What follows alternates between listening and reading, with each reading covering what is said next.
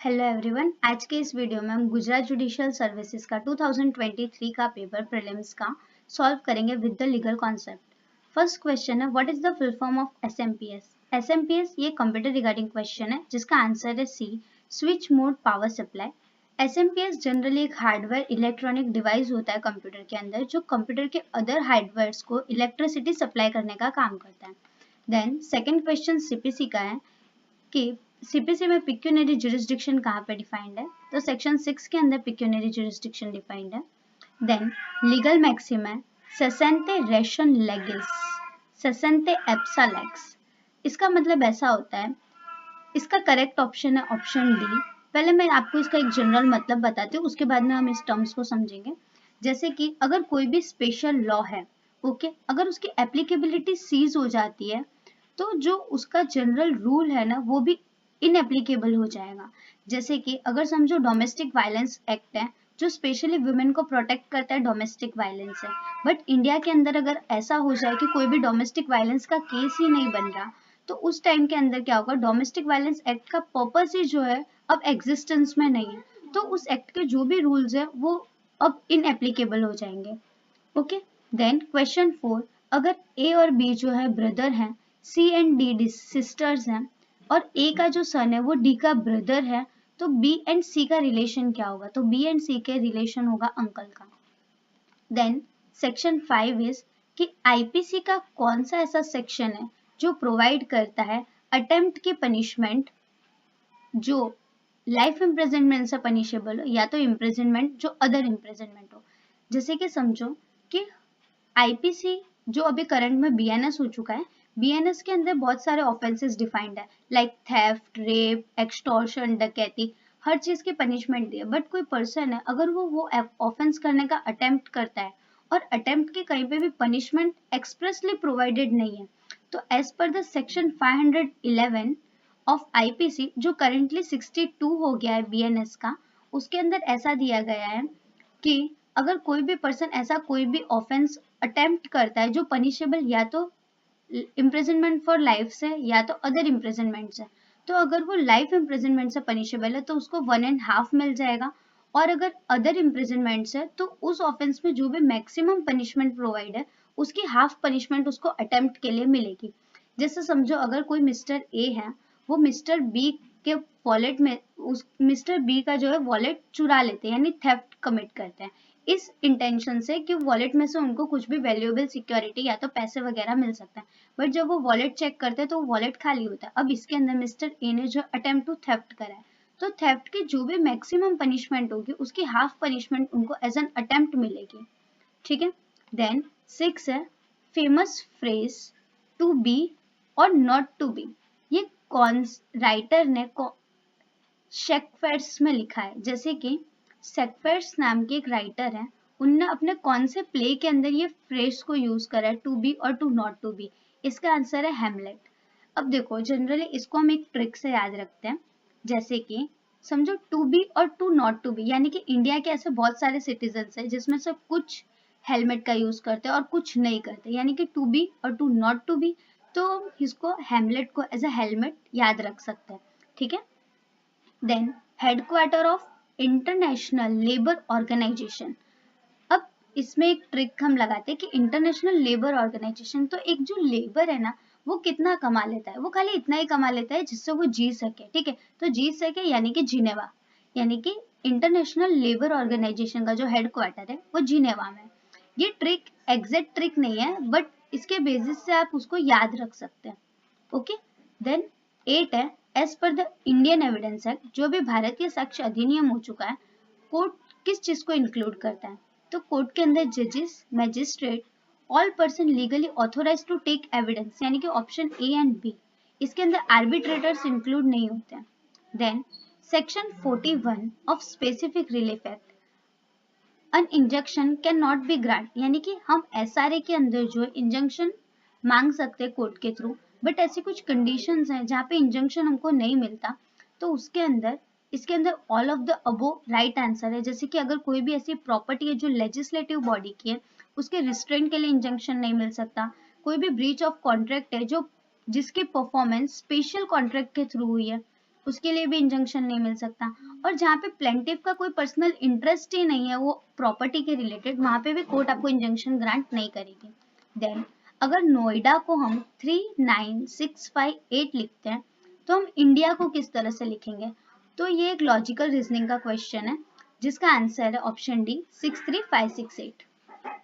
Then information technology act का ये question है कि अगर आईटी एक्ट के अंदर ऐसा है कि कोई भी सब्सक्राइबर है, सब्सक्राइबर यानी कि जो कोई भी चीज को यूज कर रहा है, यानी कि डिजिटल सिग्नेचर हो गया या इलेक्ट्रॉनिक सिग्नेचर हो गया, उसको उसका जो होल्डर है उसको हम एज अ सब्सक्राइबर बोलेंगे।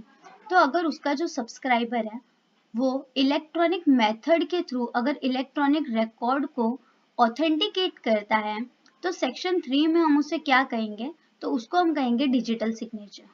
ओके, देन उसके बाद में आता है क्वेश्चन नंबर 12।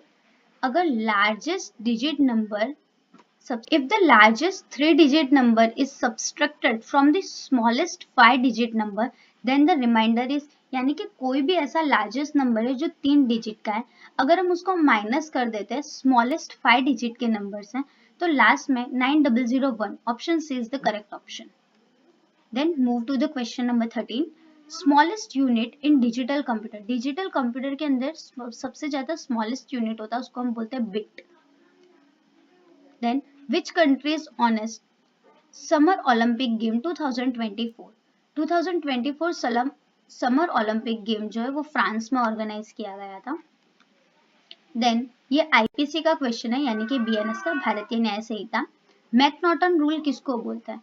सेक्शन 84 को मैकनॉटन रूल बोलते हैं, जो बीएनएस का 22 है, यानी कि act of the person which is done by unsound mind of person, यानी कि ऐसा कोई पर्सन है जो अनसाउंड माइंड का है, अगर वो कोई भी एक्ट करता है तो जनरली वो जनरल एक्सेप्शन में कवर होता है as per the section 22 of BNS, उसको मैकनॉटन का रूल बोलते हैं। ओके, इसको मैकनॉटन का रूल इसलिए बोला जाता है क्योंकि मैकनॉटन केस के अंदर इसको जो है लेट डाउन किया गया था by the court. Okay, then question number 16। IPC का सेक्शन 68 जो अभी बीएनएस का सेक्शन 8 हो चुका है, सेक्शन 8 क्लॉज 6 जो बात करता है default in payment of fine. अगर किसी भी ऑफेंस के अंदर वो ऑफेंस पनिशेबल है फाइन ओनली, और अगर वहां पे फाइन पेबल नहीं किया गया तो वो जो फाइन की पनिशमेंट है वो टर्मिनेट यानी कि खत्म कब होगी? तो करेक्ट ऑप्शन है ऑप्शन सी, अगर फाइन जो पे हो जाए या levied by the process of law, यानी कि जो फाइन है वो सामने वाली पार्टी ने अगर पे कर दिया है या प्रोसेस ऑफ लॉ के थ्रू वो गुजर चुका है तो हम ऐसा मानेंगे कि default of payment of fine के अंदर फाइन पे हो चुका है और उसको टर्मिनेट कर दिया जाएगा। देन सेक्शन 216 ऑफ सीआरपीसी जो अभी भारतीय न्याय संहिता का सेक्शन 239 हो चुका है, जिसके अंदर अल्टरनेशन ऑफ चार्जेस है कि कोर्ट चार्जेस को कब अल्टर और ऐड कर सकता है। तो कोर्ट के पास पावर है कि जजमेंट प्रोनाउंस होने से पहले किसी भी स्टेज पे चार्जेस को अल्टर भी किया जा सकता है और ऐड भी किया जा सकता है। जैसे कि अगर ट्रायल चल रहा है एंड जजमेंट प्रोनाउंस होने से पहले आर्ग्यूमेंट्स में या फर्दर स्टेटमेंट में कहीं पे अगर जज को ऐसा लगता है कि कोई चार्ज ऐड करने की जरूरत है या कोई एग्जिस्टिंग चार्ज उसको निकाल देने की जरूरत है, तो कोर्ट के पास पावर है कि वो अल्टर भी कर सकते हैं एंड ऐड भी कर सकते हैं as per the section 239 of BNSS and 216 of CRPC. Okay, then Param supercomputer was developed by the CDEC. Param super computer जो है वो CDEC के थ्रू डेवलप हुआ था। Then question 19। Peshwa was popularly known as Nana Saheb.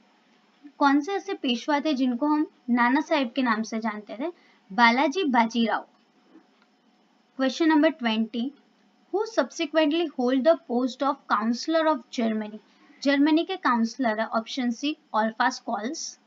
Then limitation act for filing application order to set aside an abatement, यानी कि अगर किसी ने भी अबेटमेंट का केस फाइल करा और उसके ऊपर कोई भी जजमेंट है तो अगर वो जजमेंट को हमको अबेटमेंट के सेट असाइड करना है तो लिमिटेशन एक्ट के अंदर उसके लिए 60 डेज का टाइम पीरियड प्रोवाइड किया गया है कि 60 डेज के अंदर हमको केस फाइल करना पड़ता है कोई भी अबेटमेंट रिलेटेड केस को सेट असाइड करने के लिए। Then transfer of property regarding question है कि टीपीए के अंदर इमूवेबल प्रॉपर्टी में क्या इंक्लूड होता है? तो स्पेसिफिकली टीपीए के अंदर इमूवेबल प्रॉपर्टी के अंदर क्या इंक्लूड होता है वो प्रोवाइडेड नहीं है, बट ऐसा प्रोवाइडेड है कि मूवेबल प्रॉपर्टी के अंदर grass, standing timber and growing crops include होते हैं। यानी कि टीपीए के अंदर इमूवेबल प्रॉपर्टी में इनमें से कुछ भी चीज इंक्लूड नहीं होती as per the section 3 of TPA. Then wagering contract is void as per the section 30। Wagering contract का मतलब होता है टाई यानी कि शर्त लगाना किसी भी चीज की, बेट जिसको हम बोल सकते हैं बेट। अगर ऐसे कॉन्ट्रैक्ट है जो हमने बेट के थ्रू लगाए हैं जिसका होना या ना होना अनसर्टेनिटी पे डिपेंड करता है, जैसे कि ए और बी फ्रेंड है, ए बी को शर्त लगाता है कि अगर आज बारिश हुई तो मैं तुझे 5,000 रुपए दूंगा और नहीं हुई तो तू मुझे 5,000 रुपए देना। इसके अंदर दोनों के बीच में जो शर्त लगी है वो एक ऐसे इवेंट के ऊपर लगी है जो अनसर्टेन है। ओके, तो उसको हम बोलते हैं, क्योंकि इसमें जो कंसिडरेशन का अमाउंट है वो एक पार्टी के थ्रू ही गवर्न हो रहा है, ठीक है, तो इसलिए हम इसको बोलेंगे वेजरिंग कॉन्ट्रैक्ट जो वॉइड है। Section 9 Hindu marriage act generally deal करता है restitution of conjugal rights. Conjugal right वो राइट्स होते हैं जो डिराइव्ड होता है by the marriage, husband and wife दोनों को।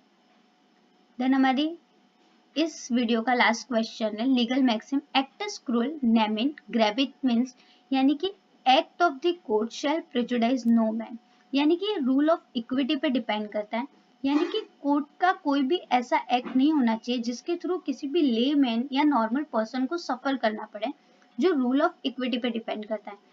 इस वीडियो के अंदर हमने मेनली 25 क्वेश्चंस को डील करा, जिसके अंदर हमने एक दो क्वेश्चन को ट्रिक के थ्रू भी याद रखने की कोशिश करी, जैसे कि जिसमें पहला था टू बी और टू नॉट टू बी, यानी कि ऐसी चीज जो कोई करता है कोई नहीं भी करता, वो एक ट्रिक है, जैसे कि हेलमेट। इससे हम याद रख सकते हैं अगर कहीं पे भी टू बी और टू नॉट टू बी दिया हो, यानी कि हेमलेट, यानी कि शेक्सपियर ने अपने कौन से प्ले के अंदर ये फ्रेज को यूज किया था टू बी और टू नॉट टू बी, तो हेमलेट नाम का एक प्ले था जहाँ पे उन्होंने यूज करा था। इंटरनेशनल लेबर ऑर्गेनाइजेशन, तो उसका हेडक्वार्टर पूछा है। लेबर जनरली उतना ही कमा लेते हैं जिससे वो जी सके, जी फॉर जिनेवा, यानी कि लेबर का ऑर्गेनाइजेशन का हेडक्वार्टर जिनेवा के अंदर है। आई होप आपको ये समझ में आया होगा। Thanks for watching.